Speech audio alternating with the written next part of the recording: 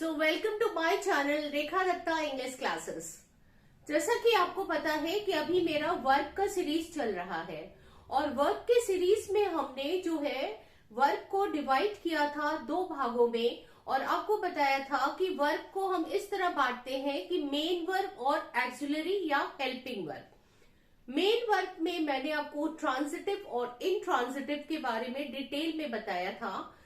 Axillary work के बारे में मैंने आपको बताया था कि बी, हैव और डू, ये तीन जो होता है ये प्राइमरी और एक्सिलरी दोनों का यूज करते हैं यानी बिहेव करते हैं। तो प्राइमरी का मतलब जब वो सेंटेंस में मुख्य रूप से आते हैं यानी मेन वर्क के रूप में आते हैं, और एक्सिलरी यानी जब वो हेल्पिंग वर्क के रूप में आते हैं। तो प्राइमरी एक्सिलरी में हमने बी के बारे में बता दिया था, हैव के बारे में बता चुके हैं, और आज जो हमारा वीडियो बनने वाला है वो है डू के ऊपर। तो डिटेल में देखिए, आराम से देखिए, समझने की कोशिश करिए कि डू का यूज सेंटेंस में हम कैसे करते हैं, क्योंकि कभी कभी डू के यूज के बारे में स्टूडेंट्स बहुत कंफ्यूज रहते हैं, उनको सही से नहीं पता होता है कि डू का यूज कैसे होता है सेंटेंस में। तो चलिए हम देख लेते हैं कि डू को हम कैसे सेंटेंस में किस किस तरह से यूज करते हैं। कभी वो मेन वर्ब के रूप में आता है, तो कभी वो एक्सिलरी वर्ब के रूप में आता है, कभी कभी वो एम्फेसिस डालने के लिए या प्रेशर डालने के लिए यूज होता है, कभी कभी वो क्वेश्चन टैग में आता है, और भी बहुत सारे यूजेस। तो चलिए शुरू करते हैं use of do in the sentence. सबसे पहले हम डू का यूज, पहला जो यूज है हम देखेंगे कि कैसे हेल्पिंग वर्ब बनके इंटरोगेटिव सेंटेंसेस में हम डू को यूज करते हैं। लेकिन उसके पहले कुछ जरूरी बातें पहले आप जान लें। टेंस के बारे में आप सभी जानते होंगे, और अगर हम प्रेजेंट टेंस की बात करें तो प्रेजेंट टेंस यानी उसको चार भागों में बांटा गया। आपको मालूम है हर टेंस को चार भागों में बांटा गया है। तो प्रेजेंट टेंस जो है present indefinite, present continuous, present perfect और प्रेजेंट परफेक्ट कंटिन्यूअस, इसी तरह पास्ट और फ्यूचर भी होते हैं। तो अगर हम सबसे पहले प्रेजेंट इंडेफिनिट की बात करें, जिसको कि हम सिंपल प्रेजेंट भी बोलते हैं, आपको पता है कि सिंपल प्रेजेंट में हम तीन तरीके से बात करते हैं। जरा ध्यान से आप जरा सुनिए मेरी बात को कि हम प्रेजेंट इंडेफिनिट को तीन तरह से हम इसको बोल सकते हैं। पहला है आपका जो है एक्शन दिखाता है जब हम कोई काम करते हैं, और आपको पता है कि प्रेजेंट इंडेफिनिट टेंस में क्या होता है कि हम कोई काम करते हैं, जाते हैं, खाते हैं, यानी हमारी रोज की आदतों में जो शामिल है हम उसी को प्रेजेंट इंडेफिनिट टेंस में लाते हैं। लेकिन सब वर्ब में नहीं, सिर्फ एक्शन जो वर्ब होता है उसमें। तो अगर मैंने कहा कि रवि ऑफिस जाता है, रवि 10 बजे ऑफिस जाता है, 5 बजे शाम को लौट के आता है, फिर वो खाना खाता है, थोड़ी देर के लिए टीवी देखता है और उसके बाद वो सो जाता है। तो ये हम क्या कर रहे हैं कि रवि की डेली हैबिट्स को बता रहे हैं, और ये प्रेजेंट सिंपल प्रेजेंट या प्रेजेंट इंडेफिनिट में हैबिट दिखाता है, आदत दिखा रहा है, और इसको हम एक्शन वर्ब कहते हैं, जिसके द्वारा रवि के द्वारा कोई काम होता है, यानी उठने का, फिर ऑफिस जाने का, फिर वापस आने का, फिर खाने का। तो ये जो एक काम होता है इसको कहते हैं एक्शन वर्ब। ठीक है। फिर दूसरा जो प्रेजेंट इंडेफिनिट का काम है वो है स्टेट दिखाता है। स्टेट का मतलब होता है किसी की पोजीशन या अवस्था। जैसे अगर हमने कहा कि I am a teacher, she is my cousin, अब इस तरह के सेंटेंसेस को कौन से टेंस में रखेंगे? प्रेजेंट इंडेफिनिट में ही रखेंगे ना। तो जब हम कहते हैं कि I am a teacher, he is my cousin and this is my school, तो इस तरह के सेंटेंस में कोई काम नहीं हो रहा है, ये एक अवस्था या स्टेट को दर्शाता है। इसीलिए जो है इसको हम प्रेजेंट इंडेफिनिट टेंस में ही रखते हैं। लेकिन ये जो है ये स्टेट दर्शाता है, इससे कोई काम नहीं हो रहा है। ठीक है। अच्छा, अब तीसरी जो अवस्था है वो है पोजीशन का, यानी आपके पास कुछ है। अगर मैं कहूं कि I have a pen, I have a house, he has a toy, उसके पास एक खिलौना है। तो ये दिखाने के लिए पोजीशन दिखाता है। तो याद रखिए कि सिंपल प्रेजेंट या प्रेजेंट इंडेफिनिट 3 चीजें दिखाती है। एक आपकी दिखाती है एक्शन, दूसरा दिखाता है आपका स्टेट, और तीसरा दिखाता है पोजीशन। ठीक है, अब देखिए सेंटेंस में हम तीनों का एक सेंटेंस बोल रहे हैं और तीनों की नेगेटिव और इंटरोगेटिव भी मैं बोल रही हूं। ध्यान से सुनिएगा और देखिएगा कि डू को हम कहां पे यूज करते हैं। सबसे पहले प्रेजेंट इंडेफिनिट टेंस में हम देखते हैं कि एक्शन वर्ड्स को या एक्शन वर्ब को हम कैसे यूज करते हैं। एक्शन वर्ब तभी होगा जब किसी के द्वारा कोई काम किया गया हो। अब मैंने कहा कि I brush my teeth in the morning, तो I brush my teeth in the morning, ये हो गया हमारा अफर्मेटिव सेंटेंस। इसका नेगेटिव जब मैं बनाऊंगी तो हो जाएगा I do not brush my teeth in the morning. अब डू आ गया इसमें। और जब मैं क्वेश्चन बनाऊंगी तो होगा do I brush my teeth in the morning. ठीक है, अब यहां पे देखिए ये तो हो गया आपका एक्शन वर्ब। एक्शन वर्ब का नेगेटिव और इंटरोगेटिव। अब दूसरा मैंने आपको बोला था स्टेट वर्ब। स्टेट वर्ब में अगर मैं बोलूं कि ही इज माई कजिन, किसी को दिखाकर मैं बोल रही हूं ही इज माई कजिन, वो प्रेजेंट इंडेफिनिट में ही आएगा और ये अफर्मेटिव सेंटेंस है। और अगर मैं इसका नेगेटिव बोलूं तो हो जाएगा he is not my cousin. इसमें हम डू नॉट और डज नॉट का यूज नहीं करते। He is not my cousin. और जब मैं इंटरोगेटिव बनाऊंगी तो हो जाएगा इज ही माई कजिन। अब देखिए तीसरा जो होता है वो आपका पोजीशन दिखाता है। इसके लिए होगा आई हैव अ पेन, और इसका नेगेटिव बनाऊंगी तो हो जाएगा I don't have a pen या आई हैव नो पेन। ठीक है, तो डोंट हैव ज्यादा सुटेबल माना जाता है, I don't have a pen. और इसको जब मैं करूंगी इंटरोगेटिव में तो हो जाएगा do I have a pen. देखो दो तरह से do I have a pen. अब देखो यहां पे डू का यूज हो गया इंटरोगेटिव सेंटेंस में। ठीक है, चलिए अभी हम देखते हैं कि कैसे हम सबसे पहले वाला लेते हैं यानी एक्शन वाला। देखिए स्टेट में हमारा लेना देना नहीं है, इसमें डू का यूज नहीं होता, सिर्फ नॉट का होता है। लेकिन जब पोजीशन दिखाते हैं तो डू और डोंट का यूज वहां पर होता है। ठीक है, तो सबसे पहले एक्शन वाला लेते हैं यानी प्रेजेंट इंडेफिनिट टेंस में जब कोई एक्शन होता है तो उसका नेगेटिव और इंटरोगेटिव बनाने के लिए हम डू और डज का यूज करते हैं। तो सबसे पहले हम प्रेजेंट इंडेफिनिट टेंस लेते हैं, उसके बाद हम देखेंगे पास्ट इंडेफिनिट टेंस। ठीक है, अब इसको समझिए। टॉम ऑलवेज अंडरस्टैंड्स मी। इस सेंटेंस में टॉम ऑलवेज अंडरस्टैंड्स मी, मैं इधर आ जाऊं तो ज्यादा बेटर होगा। टॉम सब्जेक्ट, सब्जेक्ट हमेशा नाउन प्रोनाउन। ऑलवेज, अब ये ऑलवेज क्या होता है? ऑलवेज हो गया आपका एडवर्ब, यानी एडवर्ब को आप सेंटेंस के बीच में भी ला सकते हैं, सेंटेंस के शुरू में भी ला सकते हैं और सेंटेंस के बाद में भी ला सकते हैं। ठीक है, ये डिपेंड करता है कि कैसे हम उसको ला रहे हैं। टॉम ऑलवेज अंडरस्टैंड्स मी, तो इस सेंटेंस में टॉम सब्जेक्ट हो गया, ऑलवेज एडवर्ब हो गया, अंडरस्टैंड वर्ब हो गया। किसे? मुझे। मी हो गया प्रोनाउन जो ऑब्जेक्टिव केस में है, यहां पे ऑब्जेक्ट है। ठीक है, तो यहां पे आप देखिए टॉम ऑलवेज अंडरस्टैंड्स मी, चूंकि वर्ब के बाद एस लगा है क्योंकि ये थर्ड पर्सन सिंगुलर नंबर है टॉम, तो इसके लिए जो है वर्ब में एस लगा है। यानी टॉम मुझे हमेशा समझता है, यानी मैं जो भी करूं जैसा भी करूं टॉम के पास वो चीज है कि वो मुझे समझता है। टॉम ऑलवेज अंडरस्टैंड्स मी। तो ये सेंटेंस क्या है? ये प्रेजेंट इंडेफिनिट का सेंटेंस है। अब इस सेंटेंस को हमको क्या बनाना है? मैंने बोला इंटरोगेटिव। ठीक है, तो इंटरोगेटिव बनाने के लिए क्या हो जाएगा?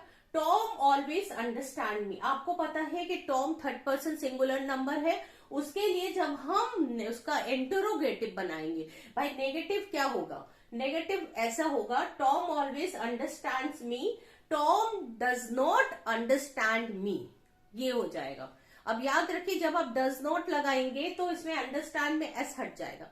Tom always understands me, Tom does not always understand me, ये हो गया नेगेटिव। लेकिन हमको यहाँ पे इंटरोगेटिव बनाना, तो इंटरोगेटिव बनाने के लिए क्या होगा, डस को हम पहले लाएंगे, उसके बाद सब्जेक्ट लाएंगे, उसके बाद वर्ब लाएंगे, ठीक है। तो ये हो जाएगा डस टॉम ऑलवेज अंडरस्टैंड मी। अब यहां पे देखिए जब मैंने लिखा इसको, डस टॉम ऑलवेज अंडरस्टैंड मी। अब यहां पे एक चीज देखिए कि डस जो है ये पहले आ गया, फिर सब्जेक्ट आ गया और फिर एडवर्ब लगाया मैंने, अंडरस्टैंड वर्ब में एस हट गया। तो जब आपने यहाँ पे देखा कि डू और डस का यूज कैसे होता है, जब प्रेजेंट इनडेफिनेट टेंस में हम थर्ड पर्सन का यूज करते हैं तो उसके साथ जो है डस लगता है, आपको पता है, यानी आई, वी, यू, दे और जितने भी प्लूरल है सबके साथ डू लगेगा, ही, शी, इट और जितने भी सिंगुलर सब्जेक्ट है सबके साथ डज लगता है। लेकिन जब डज सब्जेक्ट के तौर पे बने, लेकिन जब डज इंटरोगेटिव में शुरू में आएगा तो उसके बाद वर्ब से एस हट जाएगा। अब यहां पे देखिए हेल्पिंग वर्ब की तरह काम कर रहा है, does Tom always understand me, तो यहाँ पे डज आ गया आपका हेल्पिंग वर्ब और अंडरस्टैंड आ गया main verb. I think you have understood it, आपको समझ में आ गया है। दूसरा वाला सेंटेंस देखिए, समझने की कोशिश करिए कि ये प्रेजेंट इंडेफिनिट टेंस है और प्रेजेंट इंडेफिनिट टेंस के निगेटिव और इंटरोगेटिव सेंटेंस बनाने के लिए हमें डू और डस की सहायता लेनी पड़ती है। अब यहां पे देखिए, रिया लव्स कुकिंग, ये सारे प्रेजेंट इंडेफिनिट के सेंटेंसेस है। रिया लव्स कुकिंग, रिया लव्स कुकिंग में रिया सब्जेक्ट हो गया जो कि आपका नाउन है, लव्स वर्ब हो गया, लव में एस लगा है क्योंकि रिया जो है ये थर्ड पर्सन सिंगुलर नंबर है। रिया लव्स क्या, कुकिंग, तो यहाँ पे वर्ब है और ये कुकिंग ऑब्जेक्ट है। कुकिंग यहाँ पे वर्ब नहीं है, कुकिंग आपका ये जो है जेरेंट के रूप में यहाँ पे यूज हुआ है, जो आपको बाद में हम बताएंगे क्या होता है। तो रिया लव्स क्या, कुकिंग, ये नाउन की जगह पे आया है, ठीक है। ऑब्जेक्ट हमेशा नाउन प्रोनाउन होता है बेटा, तो यहाँ पे ये कुकिंग जेरेंट है जो कि नाउन की तरह बिहेव कर रहा है। तो रिया लव्स कुकिंग, इसका जब हम इंटरोगेटिव बनाएंगे, अगर नेगेटिव बनाएंगे तो हो जाएगा does Riya love cooking, does, ये तो मैंने आपको इंटरोगेटिव बताया। अगर मैं इसका नेगेटिव बनाऊंगी रिया लव्स कुकिंग, तो इसका नेगेटिव होगा रिया डज नॉट लव कुकिंग। जब हम डज नॉट लगाएंगे तो लव से एस हट जाएगा, रिया डज नॉट लव कुकिंग। और जब इसका इंटरोगेटिव बनाएंगे, चूंकि हम इंटरोगेटिव दिखा रहे हैं, तो यहाँ पे हो जाएगा डज, देखो डज इसलिए लगेगा क्योंकि ये थर्ड पर्सन सिंगुलर नंबर है, डज के बाद रिया आ जाएगा और लव हो जाएगा, लव से एस हट जाएगा। सिर्फ अफर्मेटिव सेंटेंसेस में एस या ईएस हम जोड़ते हैं सिंगुलर सब्जेक्ट के साथ, लेकिन जब हम उसको इंटरोगेटिव या नेगेटिव बना देते हैं तो वर्ब से एस या ईएस हट जाता है। डज रिया लव कुकिंग, ये हो गया आपका इंटरोगेटिव सेंटेंस और यहाँ पे एज अ हेल्पिंग वर्ब ये काम कर रहा है डज, ये हेल्पिंग वर्ब है और ये है मेन वर्ब। और आपको पता है कि मेन वर्ब जो होता है, जो जैसा भी मेन वर्ब हो में एस या ईएस तो लगता ही नहीं है। अब आगे देखिए, सी क्रिटिसाइजेस अदर, ये उसकी आदत है कि वो हमेशा दूसरों को जो है क्रिटिसाइज करती है। शी क्रिटिसाइजेस अदर, ठीक है। अब किसी की बात कर रहे हैं, कोई लेडी है, कोई लड़की है जो उसकी आदत है कि हमेशा दूसरों की क्रिटिसाइज करती है। तो ये प्रेजेंट इंडेफिनिट का सेंटेंस है और सारे एक्शन वर्ड है, ध्यान दीजिएगा, ये सारे के सारे एक्शन वर्ड्स है या एक्शन वर्ब है, जो भी आप कह लीजिए। और एक्शन वर्ब में ही और डू डज नेगेटिव बनता है और इंटरोगेटिव बनता है। अगर स्टेट वर्ब कहेंगे तो सिर्फ नॉट आएगा, इसमें आपका डू डज नहीं बनेगा। ठीक है, जैसे she is a teacher, she is not a teacher. ठीक है, she does not a teacher नहीं होगा वहां पे। अब देखिए सी क्रिटिसाइज अदर, भाई ये तो एक्शन हो ही रहा है कि वो उसकी आदत है कि दूसरों को क्रिटिसाइज करती है। ठीक है, तो ये वाले सेंटेंस में देखिए सी क्रिटिसाइजेस अदर, अगर मैं नेगेटिव बनाऊंगी तो होगा she does not criticise other. अब क्रिटिसाइजेस से ईएस हट गया तो एस हट गया तो हो जाएगा she does not criticise other. लेकिन जब मैं इसको इंटरोगेटिव बनाऊंगी तो डज को पहले लिखूंगी, क्योंकि ये सारे टॉम, रिया, शी, ये सारे जो है थर्ड पर्सन सिंगुलर नंबर है। और सिंगुलर जो है सेंटेंस या सब्जेक्ट होने के लिए इसको क्या होना चाहिए, जब सिंगुलर सब्जेक्ट होगा तो इसमें डज लगेगा। अब ये देखो इसका इंटरोगेटिव बनाऊंगी तो हो जाएगा कि does she criticise, does she criticise others, ये क्वेश्चन फॉर्म हो गया। ठीक है, अब यहाँ पे ये हेल्पिंग है, ये डज हेल्पिंग का है, क्रिटिसाइज मेन वर्ब है। ठीक है, नेक्स्ट सेंटेंस देखिए, they work for a NGO. अब किसी की बात हो रही है कि कई लोग हैं मे बी, अब वो लोग एनजीओ के लिए काम कर रहे हैं। एनजीओ जो है एक संस्था है जो कि दूसरे के वेलफेयर के लिए काम करती है। तो यहाँ पे अगर मैंने बोला they work for a NGO, हम किसी की बात कर रहे हैं, ये सारे प्रेजेंट इंडेफिनिट के सेंटेंसेस हैं और इसमें हम किसी एक ग्रुप विशेष की बात कर रहे हैं कि वो जो है एनजीओ के लिए काम करते हैं। अब इसका जो है इस तरह का प्रेजेंट इंडेफिनिट जो एक्शन दिखाती है, एक्शन वर्ब, इसका जो हम नेगेटिव बनाएंगे तो हो जाएगा they don't work for a NGO. They work for a NGO, अब तक देखिए डज था, अब ये डोंट आ गया, क्योंकि आई, वी, यू, दे और जितने प्लूरल है सबके साथ डू लगता है। ठीक है, और नेगेटिव क्या बनेगा, डोंट। ठीक है, और क्वेश्चन बनेगा तो डू बन जाएगा। लेकिन ही, शी, इट और जितने भी सिंगुलर सबके साथ डज नॉट लगता है नेगेटिव बनाने में, और डज लगता है क्वेश्चन के शुरू में इंटरोगेटिव बनाने के लिए। तो they work for a NGO. अब इस सेंटेंस को हम कैसे लिखेंगे, अगर नेगेटिव बनाना हो तो हम कह देंगे they don't work for a NGO. ठीक है, अब यहाँ पे देखो वर्क में एस नहीं लगा है क्योंकि ये प्लूरल है, they third person plural number है, इसलिए एस नहीं लगा। They work for a NGO, they don't work for a NGO. और जब क्वेश्चन इंटरोगेटिव बनाऊंगी तो हो जाएगा do they work for a NGO. अब ये क्वेश्चन हो गया यहाँ पे, do they work for a NGO. अब यहाँ पे देखो बेटा ये क्वेश्चन फॉर्म लग गया, यहाँ पे हेल्पिंग कैसे काम कर रहा है, डू हो गया हेल्पिंग में और वर्क हो गया आपका मेन वर्ब है। ठीक है, पांचवा सेंटेंस देखिए, we admire beautiful things. We admire मतलब प्रशंसा करते हैं, यानी हम लोग जो है अच्छे सुंदर चीजों की प्रशंसा करते हैं। यहाँ पे वी सब्जेक्ट, एडमायर वर्ब हो गया और थिंग्स हो गया आपका क्या, ऑब्जेक्ट। ठीक है, यहाँ पे ऑब्जेक्ट आया है थिंग जो कि नाउन है और उसके पहले एडजेक्टिव जो है इस थिंग के बारे में बात कर रहा है। तो वी एडमायर ब्यूटिफुल थिंग्स, तो ये इसका जब हम नेगेटिव बनाएंगे तो हो जाएगा we don't admire beautiful things. Don't abbreviation है, इसका मतलब है we do not. So we do not admire beautiful things. और जब इसका हम बनाएंगे इंटरोगेटिव तो हो जाएगा do we admire beautiful things. तो ये हो जाएगा यहाँ पे do we admire beautiful things. ठीक है, अब यहां पे एक चीज देखिए बेटा, हमने आपको बोला कि प्रेजेंट इंडेफिनिट में एक्शन वर्ब को जब हम नेगेटिव और इंटरोगेटिव में यूज करते हैं तब हम डू और डस का यूज करते हैं। तो यहाँ पे मैंने मेनली इंटरोगेटिव सेंटेंसेस दिखाने के लिए लिया था।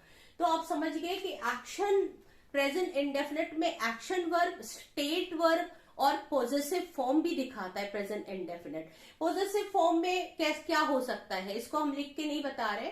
जैसे अगर मैंने कहा कि आई हैव अ पेन, हाँ ठीक है, अब इसका जब नेगेटिव बनाएंगे तो डू और डज दोनों लगेगा, क्योंकि आई है तो डू लगेगा, क्योंकि आई वी यू दे के साथ डू लगता है। तो आई हैव अ पेन, और जब नेगेटिव होगा तो do I have a pen, देखिए डू आगे आ गया। और अगर मैं नेगेटिव, अगर मैं उसको अगर मैं इसका इंटरोगेटिव बनाऊंगी तो हो जाएगा do I have a pen, और अगर मैं इसका नेगेटिव बनाऊंगी तो होगा I don't have a pen. तो ये देख लीजिए, आप ध्यान से देखिए कि प्रेजेंट इंडेफिनिट टेंस में प्रेजेंट इंडेफिनिट टेंस का जो है एक्शन वर्ब में नेगेटिव और इंटरोगेटिव बनाने के लिए डू डज का यूज होता है। प्रेजेंट इंडेफिनिट टेंस में पोजीशन दिखाने के लिए, जिसमें हैव और हैज होता है और वो मेन वर्ब के रूप में यूज होता है वहां पे, तो उसको पोजीशन दिखाने के लिए भी हेल्पिंग वर्ब के रूप में डू डज का यूज होता है। ठीक है, अब जरा चलिए हम एक बार करके दिखा देते हैं आपको कि कैसे जो है हम उसको यूज करते हैं, ताकि जो है आप उसको समझ आए अच्छे से कि पोजेसिव वर्ब में भी जो है कैसे हम यूज करते हैं। अच्छा, अब बोर्ड पे देखिए जरा, यहाँ पे मैंने अभी आपको बताया था कि प्रेजेंट इंडेफिनिट टेंस को हम जो है 3 तरह से बात करते हैं, एक्शन वर्ब, स्टेट वर्ब, और जब पोजीशन दिखाते हैं तो उसमें पोजीशन वाला वर्ब। अब यहाँ पे एक्शन हो रहा है, द टीचर पनिशेस अस, यानी टीचर हमें पनिश करती है। तो ये चूंकि प्रेजेंट इंडेफिनिट या सिंपल प्रेजेंट है तो हमें टीचर की आदत दिखाती है कि कोई एक पर्टिकुलर टीचर है जो हमें पनिश करती है।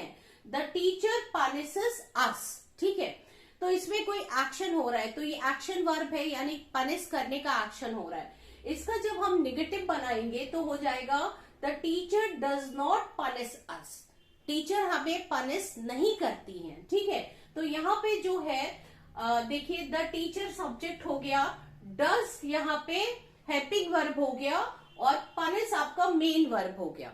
यानी जब नेगेटिव और इंटरोगेटिव बनाते हैं तो as a helping verb do और डज काम करता है, और वो भी एक्शन वर्ब में। ठीक है, तो teacher punishes us, the teacher does not punish us. अब पनिश में ईएस हट गया क्योंकि ये मेन वर्ब बन गया है। ठीक है, अब यहां पे देखिए डज द टीचर पनिश अस, ये क्वेश्चन फॉर्म आ गया इंटरोगेटिव, तो यहाँ पे डज हेल्पिंग वर्ब है और पनिश जो है ये मेन वर्ब है।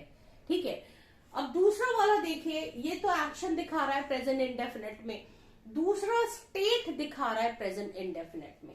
शी, किसी के बारे में बात कर रहे हैं कि शी इज माई टीचर। अब इसका नेगेटिव बनेगा she is not my teacher, और क्वेश्चन बनेगा इज शी माई टीचर। अब इसमें देखिए डू डज का कोई यूज नहीं हुआ, यानी प्रेजेंट इंडेफिनिट में स्टेट वर्ब का नेगेटिव और इंटरोगेटिव बनाने के लिए डू और डज का यूज नहीं होता है। ठीक है, सिर्फ एक्शन वर्ब का नेगेटिव और इंटरोगेटिव बनाने के लिए डू डज का यूज होता है।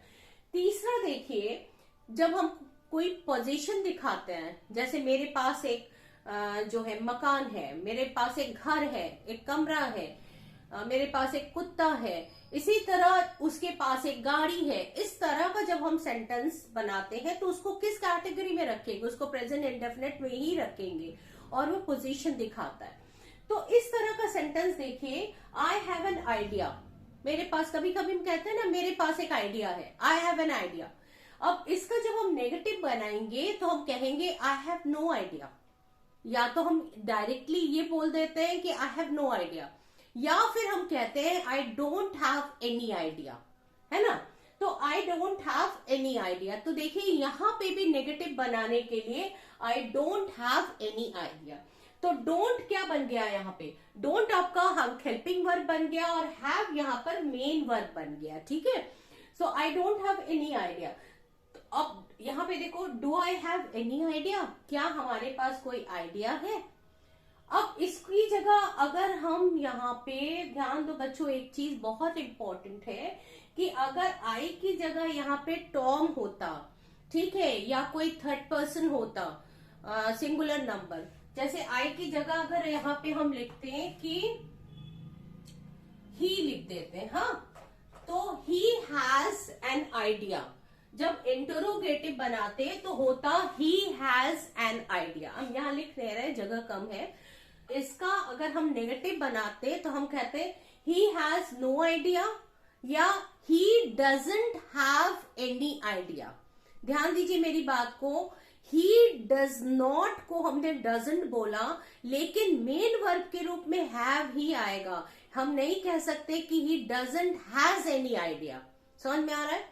क्योंकि मेन वर्ब अपने ओरिजिनल फॉर्म में ही रहती है। समझ में आ रहा है? उसमें ना तो हम एस जोड़ सकते हैं और ना हम उसको हैज बना सकते हैं, क्योंकि आपको पता है कि हैव हैज वाले जो वीडियो में मैंने आपको बताया था कि हैव जो होता है वो पहला मेन फॉर्म होता है, उसके बाद सेकेंड फॉर्म हैड आता है, थर्ड फॉर्म हैड आता है, और उसके बाद फोर्थ फॉर्म हैविंग होती है, और लास्ट में जो है हैज होता है।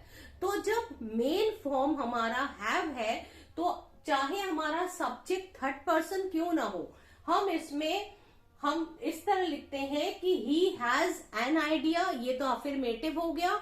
जब इसका नेगेटिव बनाएंगे तो होगा ही हैज नो आइडिया हम कह सकते हैं, या ही डजंट के बाद हम हैव मेन वर्ब के रूप में लगाएंगे, हैज नहीं लगाएंगे।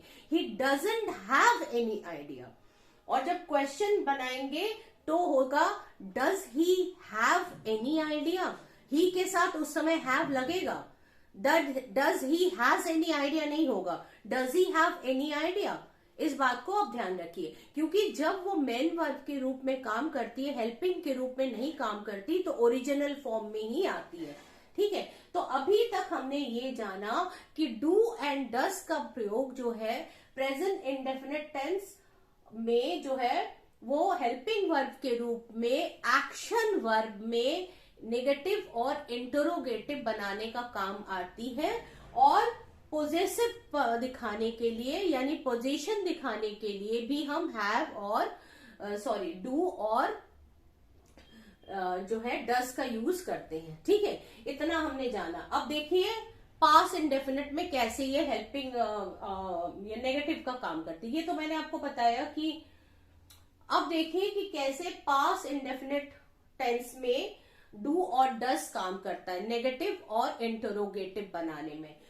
अब ये सेंटेंस देखिए, मैंने यहाँ पे पास इंडेफिनिट में सेंटेंस लिखा है। ठीक है, पास इंडेफिनिट यानी वर्ब का सेकंड फॉर्म इसमें यूज होता है, और इसमें बताया जाता है कि कोई काम जो है वो पास्ट में खत्म हो गया है। ठीक है, प्रेजेंट से कोई लेना देना नहीं होता है इसमें। तो पास इंडेफिनिट में ये सारे के सारे एक्शन वर्ब है। ठीक है, जैसे टॉम इनवाइटेड मी, टॉम ने मुझे इनवाइट किया। The teacher scolded him, teacher ने उसको डांटा। आई ब्रोक अ ग्लास, मैंने ग्लास तोड़ दिया। वी प्लेड हॉकी, हमने हॉकी खेला। दे डिमांडेड मनी, उन्होंने पैसे की मांग की। ठीक है, तो ये सारी के सेंटेंस जो है पास इंडेफिनिट में एक्शन दिखाती है। तो एक्शन दिखाने के लिए जब हम इसका निगेटिव बनाएंगे तो हम डिड लगाएंगे, डिड नॉट लगाएंगे, ध्यान रखिएगा। तो डू का यूज ध्यान से सुनिए। जब हम पास इंडेफिनिट में जैसे प्रेजेंट इंडेफिनिट में नेगेटिव बनाने के लिए आई, वी, यू, दे और जितने प्लूरल है सबके साथ हम डू नॉट लगा रहे थे एक्शन वर्ब में, और ही, सी, इट और जितने सिंगुलर है सबके साथ हम डज नॉट लगा रहे थे, इसमें हम डिड नॉट लगाएंगे। समझ में आ रहा है? और एज अ हेल्पिंग वर्ब ये काम करने वाली है। ठीक है, मेन वर्ब के रूप में नहीं। देखिए टॉम इनवाइटेड मी, टॉम ने मुझे इनवाइट किया। अब हम देखेंगे कि as a helping verb past indefinite का नेगेटिव और इंटरोगेटिव बनाने के लिए डिड कैसे काम करता है। टॉम इनवाइटेड मी, अब इसका नेगेटिव बनेगा Tom did not invite me. एक चीज ध्यान रखिए बच्चे, बहुत सारे बच्चे क्या करते हैं कि डिड के साथ जो है हमेशा इनवाइटेड लगा देते हैं, यानी डिड के साथ जैसे अफर्मेटिव सेंटेंस में है वैसे ही कर देते हैं। जैसे Tom did not invited me, Tom invited me, Tom did not invited me, ये सेंटेंस रॉन्ग है। जब आपके सेंटेंस में डिड हेल्पिंग वर्ब की तरह आएगा तो हमेशा याद रखिए कि मेन वर्ब को हमेशा फर्स्ट फॉर्म में आना चाहिए, ठीक है। Tom did not invite me होगा, क्योंकि यहां तो ये हेल्पिंग बिहेव कर रहा है और यहाँ पे जो है इनवाइट मेन बिहेव कर रहा है, और मेन वर्ब को अपने ओरिजिनल फॉर्म में ही आना होता है, ठीक है। Tom invited me, Tom did not invite me, not invited. और इसका जब इंटरोगेटिव बनाएंगे तो हो जाएगा डिड को हम पहले रख देंगे, डिड टॉम, उसके बाद हम सब्जेक्ट लिखेंगे। चूंकि हमारा बोर्ड छोटा है तो हम आपको लिख के नहीं दिखा पा रहे हैं, बता दे रहे हैं कि इंटरोगेटिव बनाने के लिए हम क्या करेंगे, डिड को पहले लाएंगे फिर सब्जेक्ट लाएंगे। डिड टॉम इनवाइट मी, ये हो जाएगा। नेक्स्ट सेंटेंस देखते हैं, the teacher scolded him, teacher ने उसे डांटा, ठीक है। ये पास्ट में काम खत्म हो गया, पास्ट इंडेफिनिट का। The teacher scolded him. अब इसका जब हम नेगेटिव बनाएंगे पास्ट इंडेफिनिट का और एक्शन सारे जो है वर्ब है, तो हो जाएगा the teacher did not scold him. अब यहां पे हमने लिखा द टीचर, आपको दिखाई दे रहा होगा, the teacher did not, did not के साथ आपका फर्स्ट आ जाएगा स्कोल्ड, स्कोल्ड हिम, ठीक है। अब स्कोल्डेड मत लिख दीजिएगा, the teacher did not scolded him. बहुत से बच्चे जो है स्पोकन इंग्लिश में डिड के साथ जो है वर्ब का सेकेंड फॉर्म लगाते हैं, दैट इज रॉन्ग। अब यहाँ पे देखिए the teacher did not scold him, क्योंकि इसके पीछे एक कारण है। कारण ये हो गया कि डिड जब हेल्पिंग वर्ब का काम कर रहा है तो स्कोल्ड आपका मेन वर्ब का काम करेगा। यहाँ पे तो मेन ही वर्ब है, ठीक है। जैसे इनवाइटेड भी मेन वर्ब है, स्कोल्डेड भी मेन वर्ब है, लेकिन जब हम उसका नेगेटिव और इंट्रोगेटिव बनाते हैं तो वो हेल्पिंग वर्ब बन जाता है। और जो हेल्पिंग रहेगा वो तो सही है, लेकिन जो मेन बनेगा उसको अपने ओरिजिनल फॉर्म में आना पड़ता है।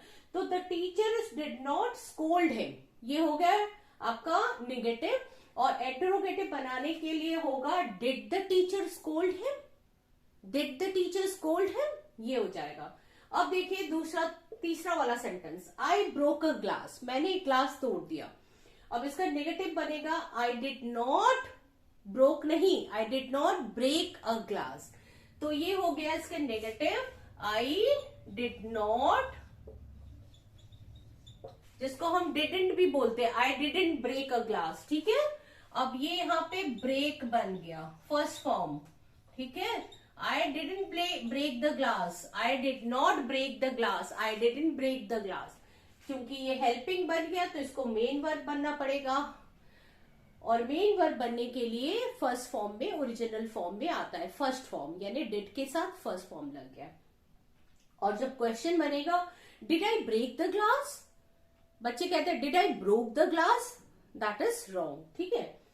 वी प्लेड हॉकी, हमने हॉकी खेला, ठीक है। ये पास्ट इंडेफिनिट का एक्शन वर्ब है। अगर हम इसको नेगेटिव बनाएंगे तो हो जाएगा I did not, sorry we played hockey, we didn't play hockey, ठीक है। तो हो जाएगा सेंटेंस आपका वी डिडंट, डिडंट को डिड नॉट है, वी डिडंट फिर प्ले हो जाएगा, प्ले। इसमें तो सेकंड फॉर्म है वी प्लेड हॉकी, लेकिन जब हम इसका बनाएंगे नेगेटिव तो डिड नॉट के साथ प्ले हो जाएगा, क्योंकि डिड हेल्पिंग वर्ब है तो ये मेन वर्ब है। We did not play hockey, ठीक है। और जब इसका इंटरोगेटिव बनेगा तो होगा did we play hockey. Next देखिए, दे डिमांडेड मनी, अब उन्होंने जो है पैसे की मांग की, दे डिमांडेड व्हाट, मनी। अब ये जो है पास्ट इंडेफिनिट में है, लेकिन इसको जब हम बनाएंगे नेगेटिव तो हो जाएगा दे डिड नॉट, जिसको हम डिडंट भी बोल सकते हैं। अब डिमांडेड बन गया डिमांड, क्योंकि ये मेन वर्ब है और ये हेल्पिंग वर्ब है। दे डिडंट डिमांड मनी, ठीक है। और क्वेश्चन बनेगा did they demand the money, ठीक है। अच्छा, तो ये तो आपको पता चल गया कि पास्ट इंडेफिनिट टेंस में जो कि इस वर्ब का हमेशा सेकेंड फॉर्म यूज होता है अफर्मेटिव सेंटेंस में, इसका नेगेटिव बनाने के लिए हम डिड का यूज करते हैं और उसके साथ वर्ब का फर्स्ट फॉर्म, क्योंकि डिड हेल्पिंग वर्ब की तरह काम करता है। और इंटरोगेटिव बनाने के लिए भी डिड के साथ वर्ब का फर्स्ट फॉर्म आता है, ठीक है। लेकिन याद रखिए सिर्फ एक्शन जो है वर्ब है उसके लिए है, ठीक है। अब देखते हैं हम कि एक्शन वर्ब के लिए तो डू और डिड लगता है। जैसे एक्शन वर्ब प्रेजेंट इंडेफिनिट में डू डज लगता है, वैसे पास्ट इंडेफिनिट में डिड लगता है। लेकिन जो स्टेट वर्ब होता है उसको हम लिख के नहीं बता रहे, आपको ऐसे ही बता दे रहे हैं। जो स्टेट वर्ब होता है यानी जो पोजीशन या अवस्था दिखाती है, प्रेजेंट इंडेफिनिट का स्टेट वर्ब था जैसे she is my cousin, I am a teacher, this is my house, ठीक है। इस तरह का सेंटेंस जब पास्ट इंडेफिनिट में स्टेट दिखाएगा तो हो जाएगा he was my cousin. Present में he is my cousin, past में ही वॉज माई कजिन, इसमें वॉज और वर लगता है। दे वर देयर, वो लोग वहां पर थे, समझ में आ रहा है। या फिर हो जाएगा कि आई वॉज अ टीचर, मैं एक अध्यापिका थी, ठीक है, अब नहीं हूं लेकिन आई वॉज अ टीचर। इसका जब हम नेगेटिव बनाते हैं तो आई वॉज नॉट अ टीचर, समझ में आ गया, वॉज आई अ टीचर, इस तरह का सेंटेंस होगा। हाँ, तो जब जो मैंने आपको बताया कि जब आपका स्टेट वर्ब दिखाएगा तो उसका नेगेटिव जो है ये क्या इस तरह होगा, जैसे इसका नेगेटिव बनेगा वॉज नॉट की तरह। जैसे I was a teacher, I was not a teacher. He was there, he was not there. They were there, they were not there. इसमें डिड नॉट और डू नॉट कुछ नहीं लगने वाला है। डिड नॉट तो नहीं लगेगा, डू नॉट तो नहीं होता। और इसका इंटरोगेटिव भी वॉज और वर को हम सामने रख देते हैं। Was he a teacher. तो मैंने बताया कि पास्ट इंडेफिनिट में जो स्टेट वर्ब होता है उसमें उसकी नेगेटिव और इंट्रोगेटिव बनाने के लिए डिड का यूज नहीं होता है। और जो पोजीशन दिखाता है, जैसे आई have a house, I had a house, तो आई हैड अ हाउस दिखाने के लिए भी हम कह सकते हैं I didn't have a house, ठीक है। आई did not have a house, इस तरह, मतलब मेरे पास घर नहीं था। आई हैड नो हाउस, मेरे पास घर था। अब ये देखिए पोजीशन दिखा रहा है पास्ट इंडेफिनिट में, आई हैड अ हाउस, मेरे पास घर था। तो उसको जब हम नेगेटिव बनेंगे तो हम कहेंगे I didn't have the house.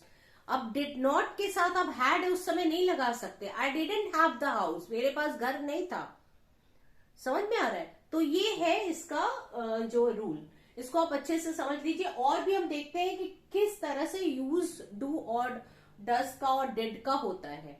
यहां पर हमने लिखा है कि do as a main verb. अब हम देखेंगे कि कैसे डू मेन वर्ब के रूप में सेंटेंस में काम करता है। इसके पहले हमने देखा कि एज अ हेल्पिंग वर्ब कैसे जो है प्रेजेंट इंडेफिनिट और पास्ट इंडेफिनिट के एक्शन वर्ब में नेगेटिव और इंटरोगेटिव बनाने के लिए डू डज और डिड का यूज होता है। अब हम देखेंगे मेन वर्ब के रूप में डू कैसे काम करता है, ठीक है। डू के रूप है आपका डू, फिर आपका जो हो गया डिड और डन, ठीक है। तो आपको तो पता है 3 फॉर्म होते हैं। डू फर्स्ट फॉर्म हो गया, डिड हो गया सेकेंड फॉर्म यानी पास्ट इंडेफिनिट, डिड के बाद डन हो गया आपका थर्ड फॉर्म यानी प्रेजेंट परफेक्ट के सेंटेंसेस। इसके बाद डूइंग हो गया कंटिन्यूअस फॉर्म और डज हो गया उसका फिफ्थ फॉर्म यानी जो सिंगुलर वर्ब को दर्शाता है, ठीक है। तो अभी देखते हैं मेन वर्ब के रूप में कैसे डू का यूज होता है। Tom has done his assignment, ये प्रेजेंट परफेक्ट का सेंटेंस है, ठीक है। Tom has done his assignment. आपको पता है, एक चीज और बता दे बच्चों, कंफ्यूज मत होना कि सिर्फ प्रेजेंट इंडेफिनिट और पास्ट इंडेफिनिट के सेंटेंस में आपका स्टेट वर्ब, पोजीशन और जो है क्या कहते हैं एक्शन वर्ब होता है। लेकिन जब प्रेजेंट आपका प्रेजेंट परफेक्ट के सेंटेंसेस में, परफेक्ट कंटिन्यूअस में, उस तरह उसमें स्टेट वर्ब का काम नहीं होता है, ठीक है, और ना ही पोजीशन दिखाने का। अब देखिए Tom has done his assignment, इस वाले सेंटेंस में ये प्रेजेंट परफेक्ट टेंस का एग्जाम्पल है, सेंटेंस है, और इसमें कहा गया कि टॉम ने अपना काम पूरा कर लिया है। अब ध्यान दीजिए यहाँ पे टॉम आपका सब्जेक्ट हो गया, सब्जेक्ट हमेशा आपका नाउन प्रोनाउन आता है। नेक्स्ट हो गया हैज हो गया हेल्पिंग वर्ब, और डन यहाँ पे मेन वर्ब है। तो मैंने आपको बताया अभी कि कैसे हम देखेंगे कि डू, डिड, डन कैसे यहाँ पे मेन वर्ब के रूप में काम करता है। तो Tom has done his assignment, यहाँ पे प्रेजेंट परफेक्ट का सेंटेंस है और डन यहाँ पे मेन वर्ब है। दूसरा सेंटेंस देखिए, Tom is doing his assignment. ये कौन सा सेंटेंस है? ये है प्रेजेंट कंटिन्यूअस का सेंटेंस, और इज हेल्पिंग वर्ब है और डूइंग यहाँ पे मेन वर्ब है। ठीक है, तो यहाँ पे जैसे डन मेन वर्ब था और हैज हेल्पिंग वर्ब था, दूसरे सेंटेंस में प्रेजेंट कंटिन्यूअस में इज आपका हेल्पिंग वर्ब है और डूइंग आपका मेन वर्ब है। तीसरा सेंटेंस देखिए, Tom has been doing his assignment. इसमें देखिए आपका हैज बीन जो है हेल्पिंग वर्ब है और डूइंग फिर यहाँ पे आपका मेन वर्ब है। ठीक है, तो ये डूइंग मेन वर्ब है और ये प्रेजेंट परफेक्ट कंटिन्यूअस टेंस का एग्जाम्पल। आपको पता है प्रेजेंट परफेक्ट कंटिन्यूअस टेंस में क्या होता है, आपका हैज बीन और हैव बीन लगता है। तो हैज बीन आपका हेल्पिंग वर्ब है और डूइंग यहाँ पे क्या है, मेन वर्ब है। फिर नीचे वाला सेंटेंस देखिए, टॉम डिड हिज असाइनमेंट। फिर हम आ गए आपका पास्ट इंडेफिनिट के सेंटेंस में। टॉम ने किया हिज असाइनमेंट, यहाँ पे सिर्फ डिड एक ही वर्ब है तो ये मेन वर्ब का काम कर रहा है। टॉम ने किया अपना assignment, Tom did his assignment. Tom does his assignment, ये प्रेजेंट जो है सिंपल प्रेजेंट या प्रेजेंट इंडेफिनिट का सेंटेंस है। Tom does his assignment, Tom ने अपना असाइनमेंट किया। Tom will do his assignment, Tom अपना असाइनमेंट करेगा। Tom will have done his assignment. अब देखिए डू का एक और यूज होता है जो बहुत कॉमन होता है, और वो जो है स्पोकन इंग्लिश में बहुत ज्यादा उसका यूज होता है, टू गिव एम्फेसिस। इसका मतलब होता है जब हम अपनी बात को दबाव डालकर कहना चाहते हैं कि अगर मैंने कहा कि भाई, हिंदी में हम ऐसे बात करते हैं कि माँ ने बोला कि खाना मैंने रखा हुआ था और तुमने खाया नहीं, है ना। कई बार माँ कह रही कि तुमने खाया नहीं, देखो खाना ठंडा हो गया। देख फोन करके कह रही खाना रखा है तुमने खाया नहीं, और आपने बोला भाई खाया तो है, खाया तो था, है ना। इस तरह का सेंटेंस जब आप दबाव डाल के बोल रहे हैं तो उसमें डू, डज और डिड का यूज होता है। या फिर जो है कभी कभी हम किसी को इनवाइट करते हैं तो जो है हम कहते हैं कि मेरे घर जरूर आना, या अवश्य आना, या पार्टी में जरूर शामिल होना। तो इस बात को दबाव डालने के लिए भी हम डू का यूज करते हैं। ठीक है, या फिर कभी ऐसे कोई सेंटेंस होता है कि जैसे मैंने कहा कि भाई देखो उसने गलती की है और तुमने उसको डांटा नहीं, तो मैं कहूंगी भाई मैंने उसे डांटा तो है, मैंने उसको पनिश तो किया है। तो इस तरह का सेंटेंसेस में जिसमें हम दबाव डालते हैं तो डू का यूज होता है। तो कैसे देखिए, ये देखिए पहला है ज्वाइन द सेमिनार। अगर हम कोई सेमिनार आयोजित कर रहे हैं और मैंने किसी को बुलाया और मैंने बोला ज्वाइन द सेमिनार, अब इसमें देखो कोई सब्जेक्ट नहीं है। ठीक है, ये इंपेरेटिव सेंटेंसेस है जो कि ज्वाइन द सेमिनार या कम टू द मीटिंग, इस तरह का सेंटेंस में क्या होता है कि वर्ब से शुरू होता है और सब्जेक्ट छिपा रहता है। आपको पता है कि इंट्रो जो इंपेरेटिव सेंटेंसेस होती है उसमें सब्जेक्ट अंडरस्टूड होता है, वो छिपा होता है। तो इसमें देखिए ज्वाइन द सेमिनार, अगर हम किसी को कह रहे कि कोई सेमिनार मैंने आयोजित किया है और मैं उसको बुलाना चाहती हूँ किसी को, तो यहाँ पे मैं कर दूंगी, यहाँ पे डू लगा दूंगी। तो मैंने कहा डू ज्वाइन द सेमिनार, यानी मेरे सेमिनार में जरूर आना। यानी मैंने जो है उसको बुलाया लेकिन मैंने उसको और भी ज्यादा प्रेशर दिया और बोला डू ज्वाइन द सेमिनार या do come on the in my birthday party. तो डू अगर मैं वर्ब के पहले लगा देती हूँ तो इसका मतलब होता है कि जो है मैं प्रेशर दे रही हूं। या do come to the meeting, meeting में जरूर आना, अवश्य आना। ठीक है, तो यहाँ पे भी मैंने डू लगा दिया। ये देखो do come to the meeting.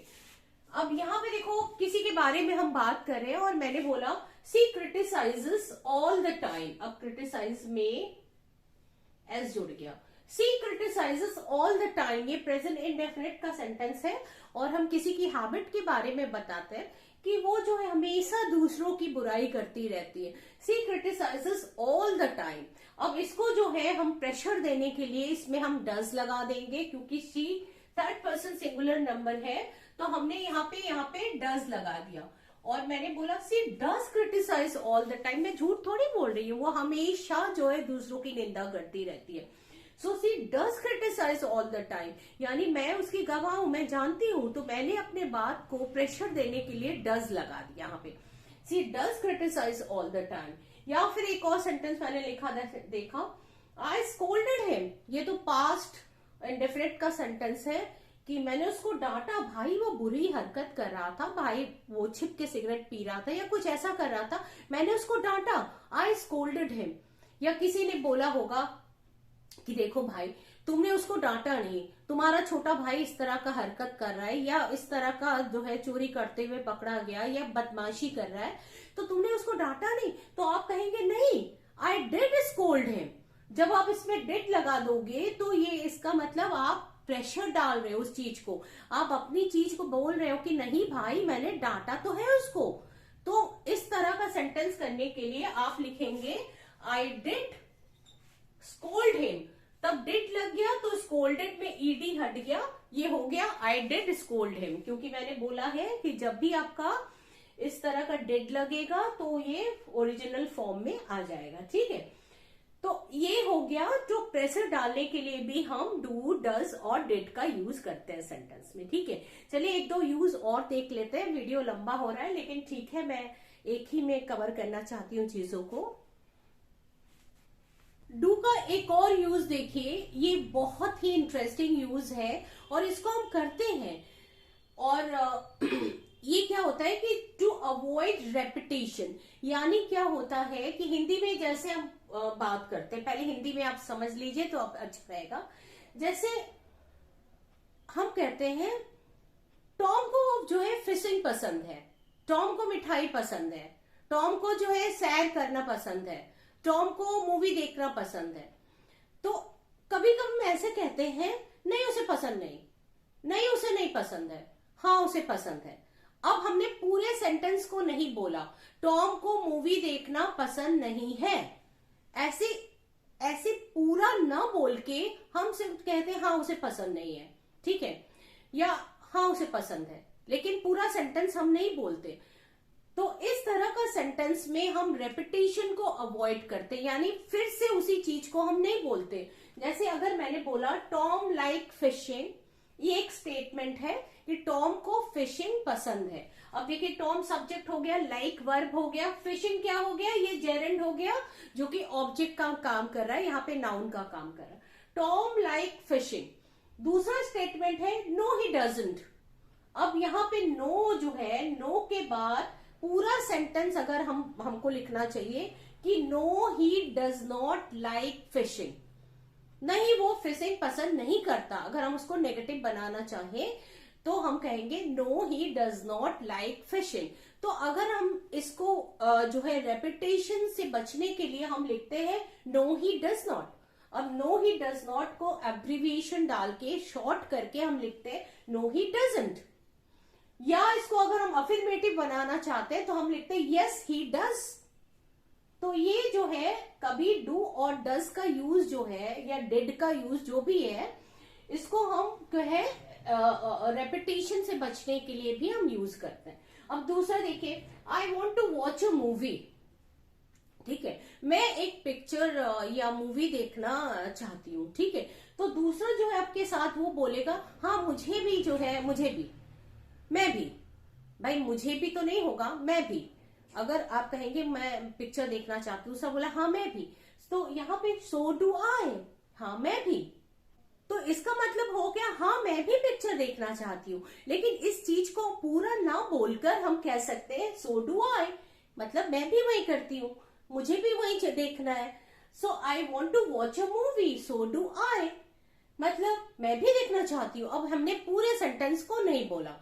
मैं जो है मॉल में जाना चाहती हूँ, तो सो डू आई, मैं भी जाना चाहती हूँ। तीसरा देखिए, सरला प्लेज बैडमिंटन डेली। सरला रोज बैडमिंटन खेलती है। अब यहाँ पे अगर आप उसकी बात से सहमत हैं तो आप कहेंगे यस सी डज, हाँ वो रोज खेलती है, यस सी डज। अगर आप उसकी बात से सहमत नहीं है तो आप कहेंगे नो शी डजंट। अब आपको पूरा सेंटेंस लिखने की जरूरत नहीं है कि no Sarla does not play badminton, तो आप इसको जो है एब्रीविएशन लिख के जो है रेपिटेशन से बच सकते हैं, ठीक है। डू डज डिड का एक और यूज होता है, वो होता है क्वेश्चन टैग बनाने में, और ये बहुत इजी है, आपको समझना है सिर्फ कि क्वेश्चन टैग कैसे बनता है। अब हिंदी में जब हम बात करते हैं, यू नो मी, तुम मुझे जानते हो, नहीं जानते, इस तरह हम बोलते हैं। फिर कहते हैं they play football, don't they, वो लोग फुटबॉल खेलते हैं, क्या नहीं खेलते। या फिर she does not learn music, doesn't see, does she, वो म्यूजिक नहीं सीखती है, क्या सीखती है क्या। या फिर we don't like action movie, हम लोग एक्शन मूवी पसंद नहीं करते, क्या हम करते हैं।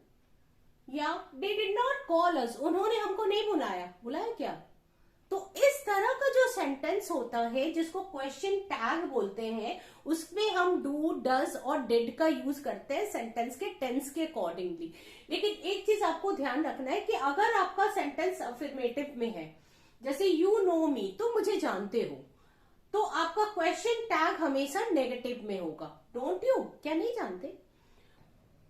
और अगर आपका सेंटेंस अफर्मेटिव में है तो क्वेश्चन टैग नेगेटिव में होगा, और अगर आपका सेंटेंस जो है वो नेगेटिव में है तो क्वेश्चन टैग जो है अफर्मेटिव में होगा, ठीक है। इस बात को ध्यान रखिए। अब यहाँ पे देखिए, यू नो मी, तुम मुझे जानते हो, डोंट यू, क्या नहीं जानते।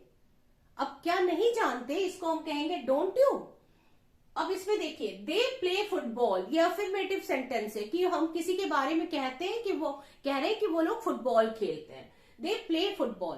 फिर हम अपनी बात को जो है सहमति प्रकट करने के लिए कि मैंने जो कुछ बोला है वो सही है कि नहीं, दूसरों से हम पूछते हैं they play football, don't they, क्या वो नहीं खेलते, वो लोग फुटबॉल खेलते हैं, क्या वो नहीं खेलते। सी डज नॉट लर्न म्यूजिक, वो म्यूजिक नहीं सीखती है, मैंने किसी के बारे में बताया। अब उसको क्वेश्चन टैग में हम कहेंगे does she, she does not, क्योंकि ऑलरेडी मैं बता चुकी हूं कि वो म्यूजिक नहीं सीखती, फिर मैं अपने बात को कंफर्म करने के लिए दूसरों से पूछती हूँ, है, और मैं चाहती हूँ कि दूसरा भी वही जवाब दे जो मैं कह रही हूँ।